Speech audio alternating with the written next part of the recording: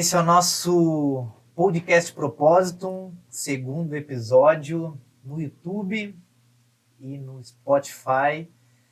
Hoje a nossa convidada especial, minha amiga, minha mentora, tive a honra de contar com ela me conduzindo em processos importantes de liderança na minha carreira.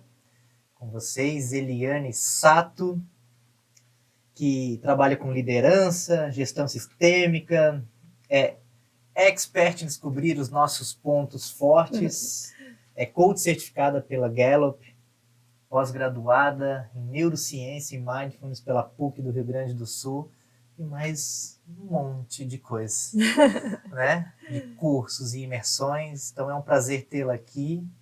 Obrigado por ter aceitado. Eu que agradeço, o prazer é todo meu. Muito obrigada, gratidão, Eduardo Arruda. Muito sucesso, muitas bênçãos nessa nova jornada. E para mim é uma alegria estar aqui, né? Adoro, Eduardo. Você também foi o meu mentor, né? Num momento bem importante da retomada da minha carreira, né? Pós-cirurgia. Daqui a pouco a gente até fala um pouquinho mais sobre isso, mas você foi muito importante para mim, então muito obrigada pelo convite. Aceitei com todo o meu coração e gratidão. Que bom, é bom para todos. Eli, desde o colégio, as pessoas nos apontam, nos denominam, nos acusam, nos criticam pelos nossos pontos fracos. E normalmente nossos problemas, nossos traumas, eles vêm dos nossos pontos fracos. Pela desorganização, ou pela minha timidez de falar em público, ou por ser uma pessoa que não coloca muito em prática algumas coisas. Independente. Normalmente as pessoas falam isso de nós, e a gente toma isso como verdade. E o pior, a gente foca no nosso ponto fraco e isso atrapalha muito o desenvolvimento.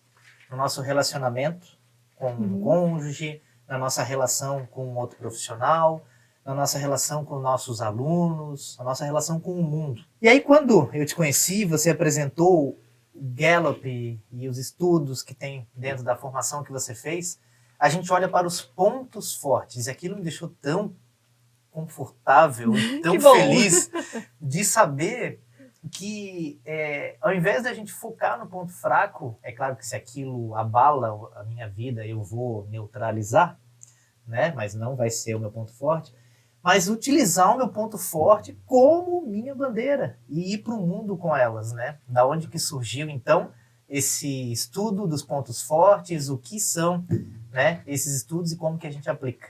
Então, esse estudo, na verdade, é uma ciência que se chama Psicologia de Pontos Fortes, ou Clifton Strengths, né, 34, para quem gosta de nomes um pouco mais complicados, mas, na verdade, Clifton Strengths é em homenagem ao criador, né, dessa ciência, que foi Don Clifton.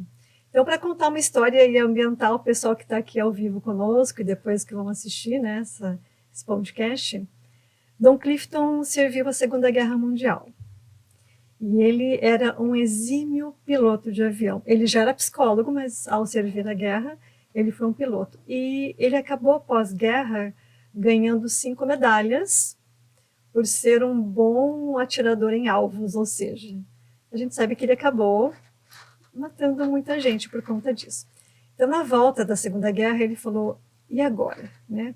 Pós-trauma para o mundo inteiro, o que eu posso fazer de bom com a minha vida e o que eu posso fazer de bom para a humanidade. Eu falo que dentro de constelações familiares, né, isso é um ato de compensação.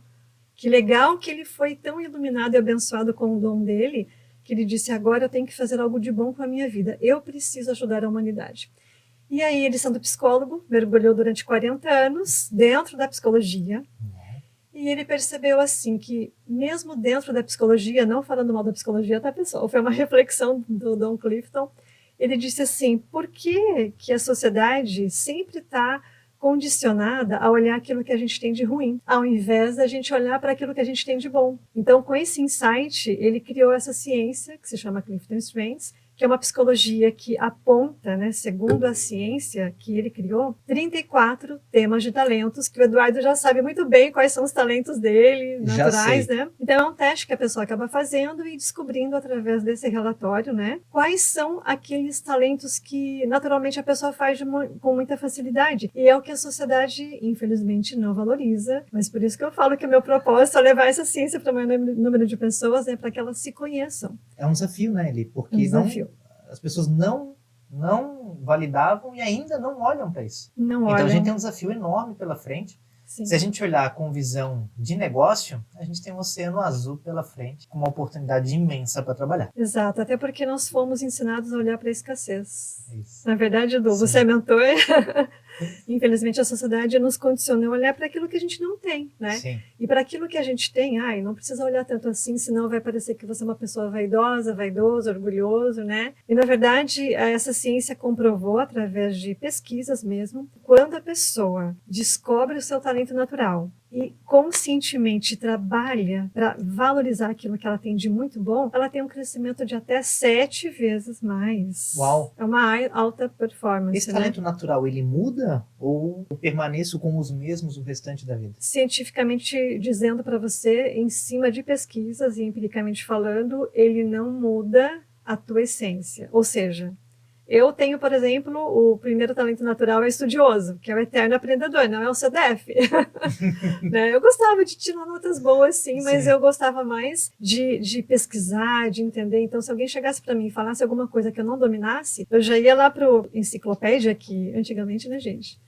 Não sei se eu vou falar a minha idade aqui, mas antigamente tinha as enciclopédias. E todo ano eu comprava o Almanac Abril. Uhum. Pensou, né? Naquela época a informação era anual. Hoje é questão de minutos, segundos, você tem uma nova informação atualizada. Isso. Naquela época não, naquela época era anual. Então eu gostava de mergulhar em informações para poder realmente entender sobre o mundo, sobre a sociedade, sobre a humanidade, né? O que foi gerado de informação nos últimos 2 anos é maior do que toda geração de conteúdo na história do planeta. Isso é incrível. O meu estudioso vibra de felicidade quando eu sei que a gente tem muita informação. Sim. Né? Agora, voltando à tua pergunta, quando você pergunta, isso muda ao longo do tempo? Eu diria que não, até porque quem nasce com carisma, quem tem aquela energia do carisma, né, do positivo, dificilmente ao longo da vida vai ficar introspectivo, vai ficar mais pessimista. Não, a pessoa nasce de um jeito com carisma e acaba partindo com carisma dentro da pessoa, né, de uma maneira muito latente e natural. Esse estudo não é tão famoso no Brasil quanto outros estudos que a gente conhece, como o PDA, como o DISC,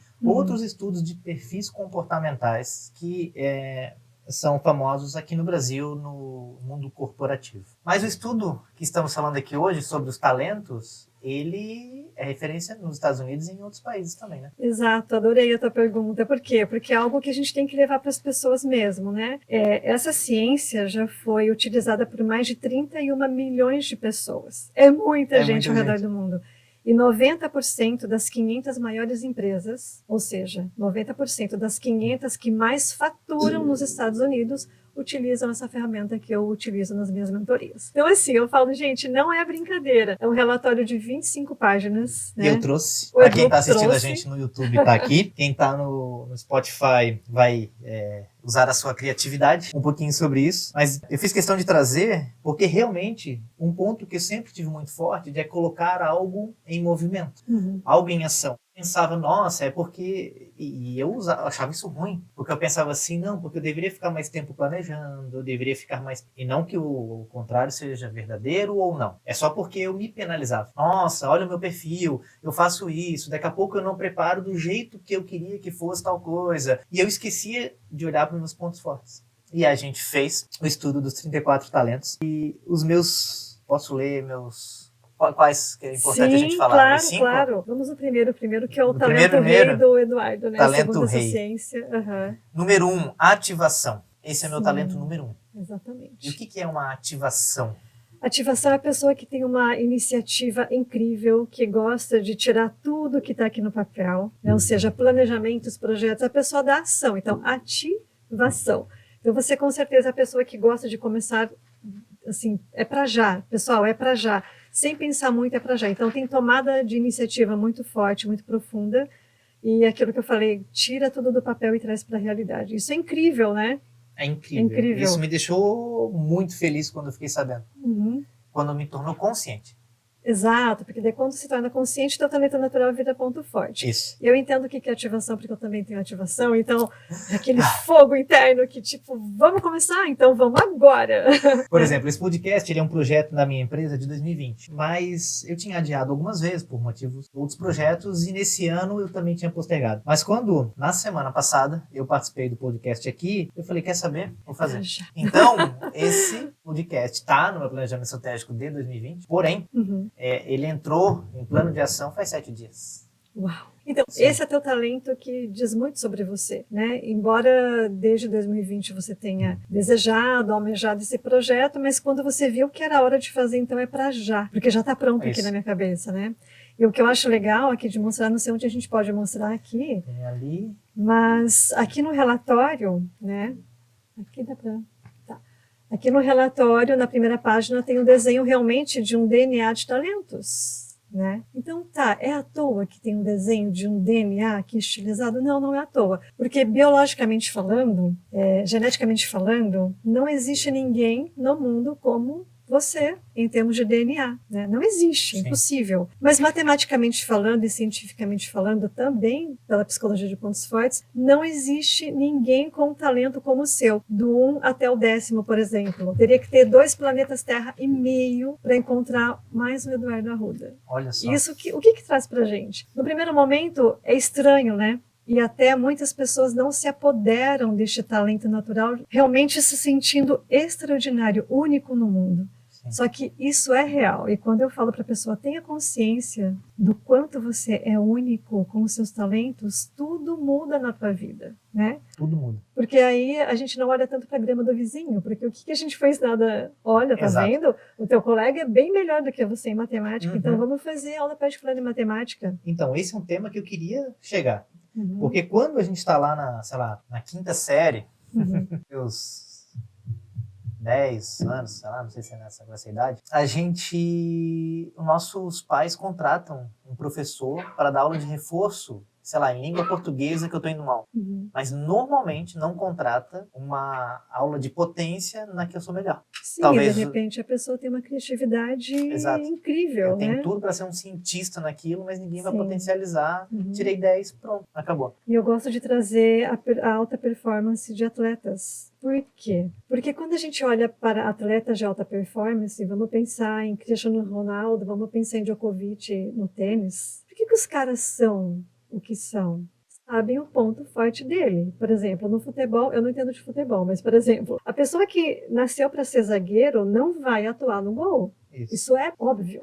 É ridiculamente óbvio isso. Não vai fazer tão bem feito, não vai curtir. Vai fazer, né? Então, quem tem que ser atacante é para o ataque, ponto final, e exaustivamente ele é treinado para aquilo. Assim como um nadador também. Ele é exaustivamente treinado para aquilo, porque é o ponto forte dele. Mas por que no mundo dos negócios a gente esquece disso? Eu tenho falado muito sobre isso. Se você sabe que você é bom numa coisa, então treina exaustivamente naquilo que você é bom e você vai crescer 7 vezes mais. Olha só. Eu já quero trazer isso para o mundo corporativo, mas eu queria que tu trouxesse um exemplo uma vez, a gente falou sobre isso, na prática, quando foi trazido como científico os estudos dos talentos, eles pegaram aquele exemplo da leitura dinâmica das páginas. Você lembra desses dados para trazer aqui para a gente? Sim, é um estudo que meus olhos brilham ao falar desse estudo, né? Então, na época, Don Clifton, que era psicólogo, como eu falei, ele pegou uma turma com 1.000 estudantes na Universidade de Nebraska. E desses 1.000 estudantes, ele entregou textos para o pessoal ler. Desses 1.000 estudantes, um grupo de estudantes leu 75 palavras por minuto, por exemplo, que já é considerado uma média legal, né? Eu, por exemplo, entraria nessa de leitores médios. Eu não tenho leitura dinâmica. Ele pegou esse pessoal que não tinha esse ponto forte de leitura rápida e treinou esse pessoal. Treinou. Depois de um certo tempo, esse pessoal que não lia muito rápido teve um crescimento de uns 70% de melhora, tá bom? Tá ótimo. Quem é que não quer melhorar 70%? 70% eu gostaria de melhorar. É muito bom. Agora, e aquela turma que já naturalmente já tinha uma leitura dinâmica incrível? Ou seja, já liam ali em torno de 300 palavras por minuto. Já era muita Muito. coisa. É uma leitura dinâmica. Então, ele detectou o ponto forte desse grupo e treinou esse pessoal.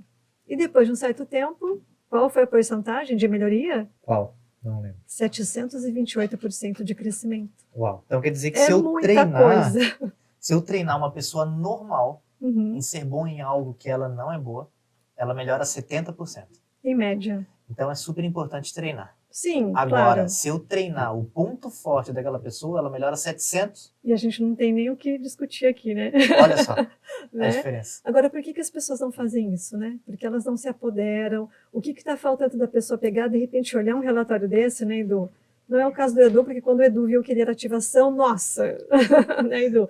Agora, olhar para esse relatório que é uma ciência e realmente potencializar aquilo que eu já sou boa, né?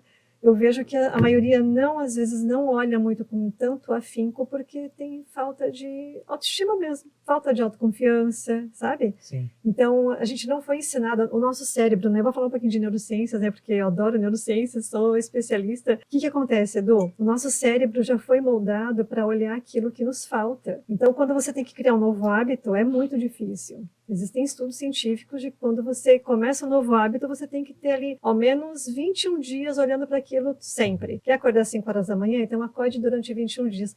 Tem cientista que refuta essa ideia, mas assim, na prática eu diria que faça 21 dias. É o primeiro nível, né? É o primeiro nível. nível do hábito 21 dias. Isso, então começa a reforçar aquele novo hábito. Ah, eu quero fazer exercício físico, então começa a fazer por 21 dias. O teu cérebro vai entender o quê? Que este novo hábito passou de desconfortável para confortável. Ele começa a aceitar aquela sugestão. Pontos fortes é a mesma coisa.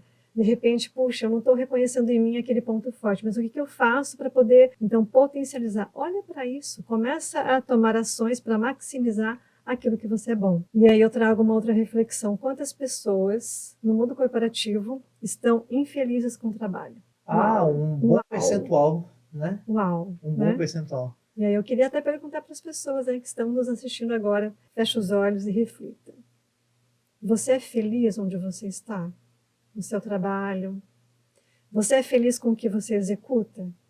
Alguns diriam que sim. Existe uma parcela muito esmagadora que diz que não, eu não gosto do que eu faço, mas eu preciso disso aqui. Então, muitas vezes é o talento certo no lugar errado. Então, quantas pessoas estão no administrativo, sendo que essa pessoa do administrativo teria que estar em termos de influência, que é o que? Comunicação, vendas. E quantos vendedores não têm talento para aquilo e ficam ali tentando, não batem meta, sendo que eles teriam que ir para o analítico, de repente para o financeiro. Aquele caso que a gente costuma escutar em dinâmicas de treinamento, né? Uhum. Um restaurante tinha um garçom muito bom e aí ele foi tão bom que promoveram ao gerente dos garçons. Sim. Só que ele não tem talento nenhum para isso e foi demitido. Saiu todo Exato. mundo perdendo. Uhum. O garçom era excelente, tinha uma boa renda, porque daí ele ganhava mais gorjetas e por aí vai. Uhum. Foi para gerente, não sabia executar, não foi bem treinado, até, né, às vezes, raras sessões é treinado. Perderam o gerente, perdeu o vendedor, então o garçom, e está todo mundo triste com essa história. Isso vale no nosso mundo corporativo. Exato. Eu fiquei muito tempo não, mas muito tempo, uns 13 anos no mundo corporativo, principalmente no mercado financeiro. Eu descobri que eu gostava de treinar pessoas, de mentorar, de palestrar no mundo corporativo. Lá eu comecei a treinar as pessoas depois que eu abri minha empresa para executar isso. Em determinado momento, um dos mentores me tirou da parte comercial e pediu que eu ficasse 50% do meu tempo no analítico. O que aconteceu? Vamos olhar onde está o teu analítico aqui. Sim. Deu ruim, né? Deu ruim porque o teu talento não estava feliz. Não. Você nasceu para servir, né? Isso. Não para analisar. Claro, e aí vamos pensar assim, puxa, mas então quer dizer que se eu não tenho um analítico forte, eu não vou conseguir analisar? Não, não significa isso. Mas significa que se você ficar num lugar onde o teu talento não brilha, você vai ter que despender 10 vezes mais energia para fazer aquela função. Eu fazia mais devagar, menos feliz, menos produtivo. E a tendência foi que você saiu. Eu saí, imagino. sim. Imagino. Então, não deu certo. Deu certo por muito tempo, acabou que eu saí. Então, a gente precisa olhar para isso. Eli, hoje, tu treina empresas, já faz tempo. né? Tem um belo currículo. Hoje a gente encontra as lideranças no mundo corporativo. Estão preparadas e estão olhando para isso? Primeiro, sabem os seus pontos fortes como líder e sabe da sua equipe, ou isso não acontece muito na prática? Como que é? Vou falar a verdade, tá? Isso não acontece muito na prática, isso é real, né? Isso não acontece justamente porque não conhecem essa ciência. Sim. Agora, aqui no Brasil, né, as grandes empresas, né, as grandíssimas empresas já treinam os seus líderes com essa ferramenta. Por isso que o meu propósito é levar essa ferramenta para empresas menores, digamos assim, médias, pequenas, né? Porque todo mundo sai ganhando com isso. Se uma sociedade é realmente focada em transformar pessoas através de pontos fortes, imagina que sociedade melhor a gente teria, né? Sim, muito. Sociedade olhando Mais produtiva. mais produtiva. Então, a realidade é que não existe muito essa consciência. Agora, quando eu levo e as pessoas tomam posse de que, caramba, eu sou tudo isso mesmo, tudo muda, né? E a primeira coisa que melhora dentro de uma empresa é a comunicação, que é a maior dor dos empresários, não é? De equipes. Sim. Se eu perguntar para líderes e gestores, qual que é a tua maior dor? Comunicação. É péssimo. Eu falo uma coisa e entendem outra. Ou o outro quer falar e não consegue se expressar. E uma coisa que eu queria trazer também, que me veio um insight muito forte sobre liderança. Liderança, ela não é tipo, se você não nasceu para ser líder, esquece. Liderança é uma capacidade que você treina. Isso que eu acho mais incrível, porque, na verdade, somos todos líderes, né? Porque o que é um líder, né? O líder é aquele que inspira, que motiva, que puxa, que engaja uma pessoa, uma família, né? Uma comunidade. A liderança não tem um único modelo. Exato. Existem vários modelos de sucesso de liderança. Um pode ter, em primeiro lugar, o planejamento. O outro pode ter ativação. O outro pode ter execução. Não é mesmo? Então, existem diferentes maneiras. Como que hoje, Eli, de maneira prática, a gente transforma uma empresa a ser mais produtiva, potencializando os pontos fortes de cada pessoa, tanto do líder, do CEO, ou do time analítico, né? Até chão de fábrica, dependendo da empresa que você estiver atendendo. Como que isso acontece na prática? Hoje eles te contratam uma ferramenta, você aplica um teste, depois você desenvolve isso com as pessoas, como que é? Na prática, a gente começa pelo teste, porque o teste é uma anamnese para mim, como mentora, como coach ali daquele time, né? Então, a gente começa pelo teste, ele é uma porta de entrada para o meu treinamento. E é uma referência para início, ou seja, se eu já estudei aquela liderança ou aquela equipe, já sei quais são os temas mais fortes que atuam dentro daquela empresa. De repente, aquele time tem muito de execução, só que eu precisava que a pessoa fosse mais de influência, por exemplo, né?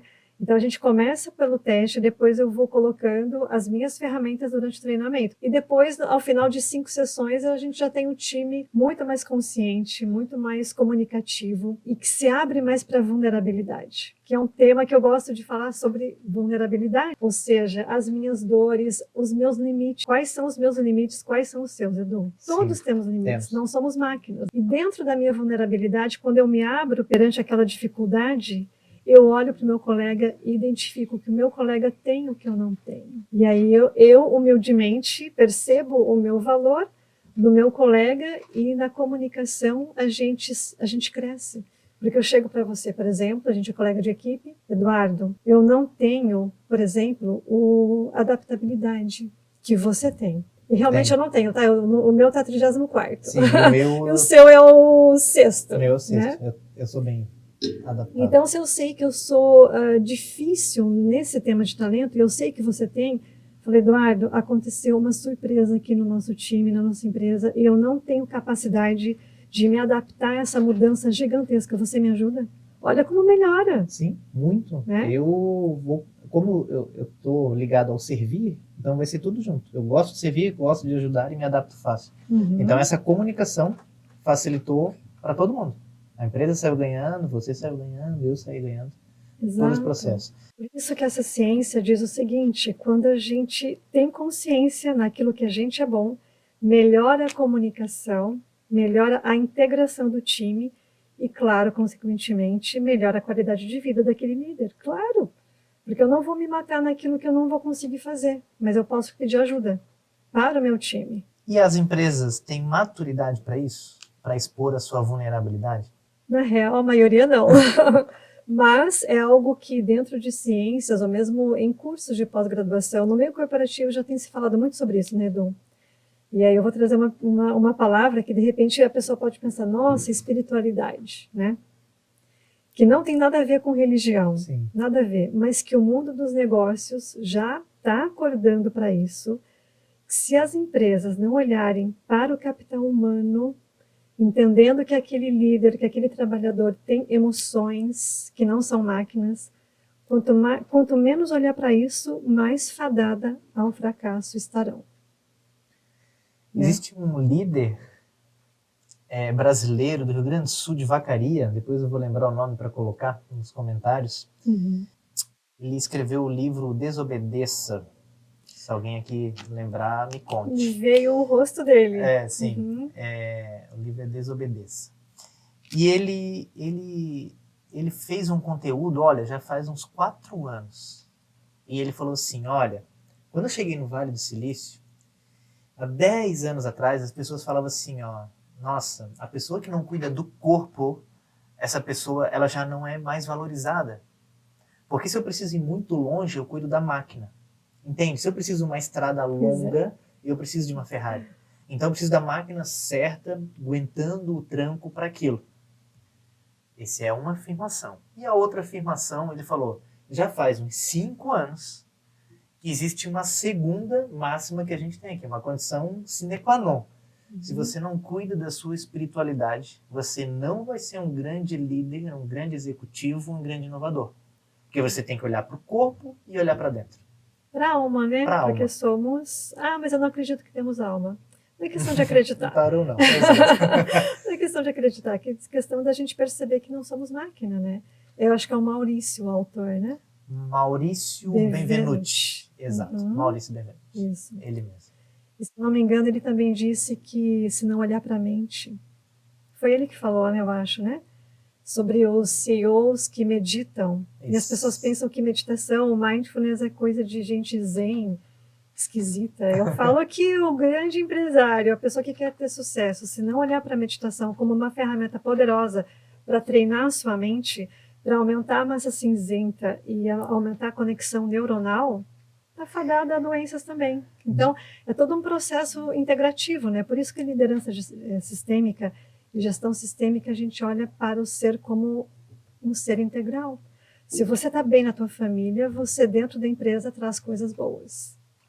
Se na tua família, se no teu casamento está bem complicado, consequentemente, dentro da empresa, isso vai ser refletido. A equipe sempre é o reflexo do líder. Tu falou sobre a casa, nossa casa. Uhum. A gente está falando sobre a gente entender nossos pontos fortes, entender espiritualidade na empresa, na liderança, na gestão. É comum alguém te chamar para falar sobre esse mesmo processo, porém, para a sua vida pessoal? Com certeza. No meio do processo de treinamento de liderança, é claro que eu vou perguntar como é que está a tua vida pessoal, né? Porque não tem como separar, é impossível. E vez ou outra, é claro, a pessoa acaba abrindo, tá difícil no casamento, né? A minha companheira queria muito que eu fosse alguém que eu não sou. Isso é muito real, tá? Muito real. Eu achei que não existia. Existe. É muito real. Então, principalmente líderes que têm problemas de comunicação na empresa, consequentemente, claro, tem problemas de comunicação com os filhos ou com a esposa. Ou a esposa tem com o marido, né? Claro que as mulheres têm uma comunicação bem mais, assim, em termos de cérebro, a gente falando, é um desenvolvimento diferenciado da parte cognitiva, porque o homem ele é muito focado, muito objetivo, a mulher olha mais 360 graus, né? Então, sim, geralmente aparece esse tipo de problema, e aí eu pego esse relatório e falo para a pessoa, para o cliente ou a cliente, do quanto ela pode melhorar a performance dela dentro da relação, seja conjugal, seja maternal, né? E vice-versa, para os homens também. O que tu identifica, Eli, que mais acontece hoje dentro do mundo corporativo, além das pessoas não identificarem pontos fortes, além da gente talvez não ter maturidade para expor a nossa vulnerabilidade, eu vejo que a velocidade das coisas, das informações, das buscas, de tudo que está acontecendo, eleva muito provavelmente, um nível de ansiedade. Esse é um tema que acaba atrapalhando o líder, atrapalhando o mundo corporativo, e se tu trabalha com esse tema também? Trabalho na primeira sessão. Porque, infelizmente, o Brasil, eu falo infelizmente porque é um dado muito triste, né? O Brasil é o país mais ansioso do mundo. E aí, quando eu falo para os líderes, é péssimo. E 30% dos trabalhadores do Brasil têm a síndrome de burnout. Isso é péssimo. Aí as pessoas, os líderes, né, falam, mas como assim? Como que o Brasil é o primeiro? Nós somos um povo tão alegre. Nós somos um povo tão receptivo. Nós somos. Aí eu pergunto assim, será que nós somos ou é a fachada? Será que somos mesmo alegres ou escondemos a nossa vulnerabilidade? Porque o povo brasileiro é um povo incrível, sim, criativo, alegre, mas a gente não consegue humildemente falar sobre as nossas dores, né? Porque aquela alegria estampada no rosto superficial esconde muitas vezes e denota essa ansiedade de que eu preciso ser um exemplo na minha família. Uma vez eu treinei quase 100 líderes de uma empresa incrível e dentro desses 100 líderes, depois do meu treinamento, eu fiz uma pesquisa com eles. 99% dos 100 líderes declararam que eles se sentem sobrecarregados por serem um sucesso da família. É um dado muito assim. Então, ao mesmo tempo que eles querem ter sucesso, mas eles pensam assim: na minha família ninguém teve sucesso, ninguém ganhou dinheiro tanto quanto eu estou ganhando, então eu tenho que sustentar isso. Mas é muito pesado para a pessoa, né? Se não estiver preparado ou se não se curvaram os que vieram antes, né, dizendo: eu agradeço a tudo que vocês fizeram por mim, mas agora é comigo e eu honro a história dos meus antepassados para fazer diferente, né? Então, sim, vamos lembrar da história do Brasil, né? Imigrantes ou povo nativo sofremos muito. E o Brasil é um país realmente que tem problemas sociais, de segurança, né? Se a gente perguntar para alguns órgãos, eles vão falar que é por isso que o povo brasileiro é o mais ansioso do mundo. Eu digo que não é só isso. A gente carrega um peso da ancestralidade também, de que a gente tem que dar certo. Agora, como fazer para que a gente pare de ser o país mais ansioso do mundo? É olhando para os pontos fortes, olhando para aquilo que a gente tem de bom. Porque quando a gente olha para aquilo que a gente tem de bom, a gente aprende a agradecer. Não é? E aí vamos falar um pouquinho de ciência que estuda a felicidade, que é a psicologia positiva, que eu também fiz uma pós em psicologia positiva. Por quê? Entender por que as pessoas buscam e nunca estão satisfeitas. Isso também eleva a ansiedade. Nunca está bom. Ou eu não sou bom o suficiente. É porque tem que aprender o exercício da gratidão. Isso já foi comprovado. Quanto mais as pessoas agradecem e se valorizam, mais ansiosas elas são. Valorizar mais quando eu descobri que meu principal ponto forte é a ativação. Eu me julgava por várias outras coisas e isso influenciava, sim. E como foi para você, né? Descobrir essa tua potencialidade, né, Edu? Saber que quando eu busco alguém no time, eu busco alguém complementar aquilo que eu não tenho. Perfeito. Quando eu busco um sócio, eu busco um sócio complementar. É aquele sócio que vai fazer perguntas e vai gostar de planejar e vai gostar de planilha que eu não gosto. Porque senão a gente vai disputar a mesma habilidade, não. Então eu abro frentes.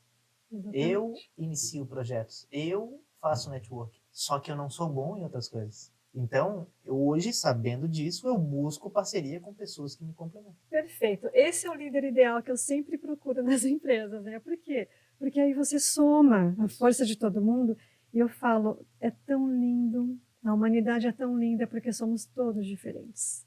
Somos complementares. Somos semelhantes, mas somos diferentes, né? Então, a gente não precisa lutar a vida inteira tentando se encaixar num padrão da sociedade, né? Ou seja, eu acabei sofrendo muito por ser descendente de oriental, né? Então, eu às vezes não me sentia nem brasileira, nem me sentia japonesa, mas eu sou brasileira, né? Mas fora do padrão. Uma descendente que acaba falando muito, que tem muita iniciativa, então durante muito tempo na minha adolescência eu era visto com maus olhos. Você é japonesa, tinha que ser mais quieta. Você é japonesa, teria que abaixar mais a cabeça. Você é japonesa, não poderia ter tanta iniciativa. Então, por muito tempo eu sofri com isso. Eu pensava, nossa, eu tenho que ser menos, né?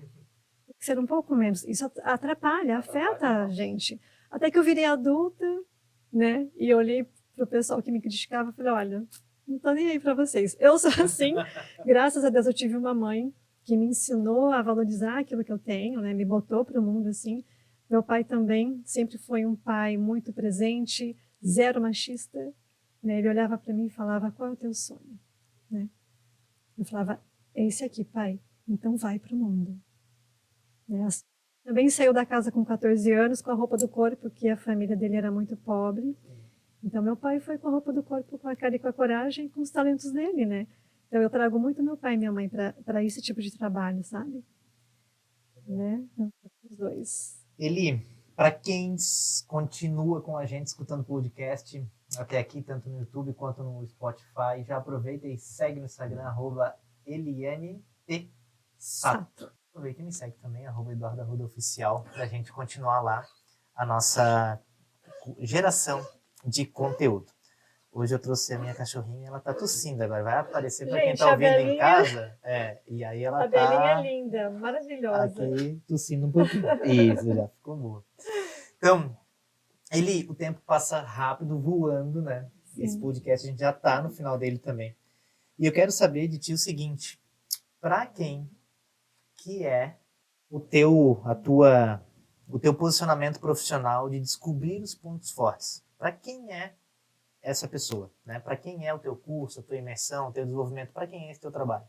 O meu trabalho é voltado para pessoas que querem sair de uma vida média, medíocre, para uma vida extraordinária. É isso que eu mais quero, né? Então eu falo que cada ser humano tem tanta potencialidade, tem tanta beleza, tanta força dentro de si. Então meu trabalho é realmente para fazer com que isso venha à superfície, venha à tona, para que essa pessoa valorize a vida. Eu falo, gente, a gente não veio nessa vida para brincar, a gente não veio à toa para esse mundo, né? A gente veio para honrar aqueles que vieram antes de nós e para fazer dessa vida a melhor vida que a gente pode ter. Então, o meu trabalho é direcionado para essas pessoas. Empresas mais felizes, mais produtivas, mais prósperas, né? Porque eu falo assim, você gosta de dinheiro? As pessoas, gosto, mas coloca a humildade na frente. Eu falo, humildade não paga a tua conta. Só a humildade não paga, só o amor paga a conta. Só o casamento sustenta, só o amor sustenta o casamento? Não. O dinheiro é importante? Sim. Então eu também ensino as pessoas a olharem para o dinheiro como uma energia incrível. A segunda temporada a gente pode falar só sobre essa parte. Sobre dinheiro? Vamos então falar sobre dinheiro. Eu falo, com o dinheiro a gente realiza coisas incríveis, né? Não só materiais de viagem, de uma casa, não é só isso. Eu falo que todo mundo que quer ajudar o próximo, que quer transformar esse mundo num lugar muito melhor, ganhe dinheiro e comece a criar entidades. É o meu sonho criar uma entidade que receba jovens e crianças, né? Então, a gente tem que fazer algo a mais nessa vida. E para isso, a gente precisa de dinheiro, né? Sim. Muito bom. E os nossos talentos a serviço da humanidade. Tem a ver com o nosso propósito também. Acredito muito em tudo isso. Sim, parabéns pelo teu trabalho. É tão bom estar aqui com você. Estou tão feliz. Que bom. Estou bem emocionada também. Obrigada por toda a ajuda que você estendeu para mim na tua mentoria, na minha pós-cirurgia, para retomar a minha carreira. Você me trouxe muita motivação através do teu Ativação. Muita. E aí, por conta disso, eu estou aqui também, né, nesse podcast, porque você me ajudou a ver a cura, né? Porque eu falo que a dor, sabe, a dor física de um pós-cirurgia, por mais motivada que eu fosse, por mais treinadora mental que eu seja, a dor me trouxe um lado que eu não tinha experimentado ainda. E aí, quando eu te conheci, quando eu ganhei a mentoria através do meu irmão e eu te conheci, eu voltei para a vida, né? Voltei para o meu trajeto aqui. Então, muito obrigada. Bom, muito obrigado também.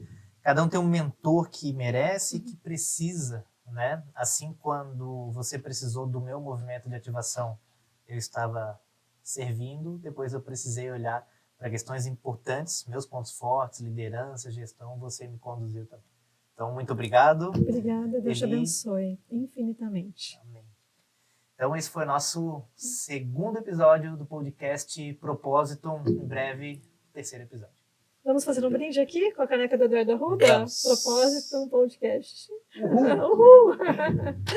Obrigada.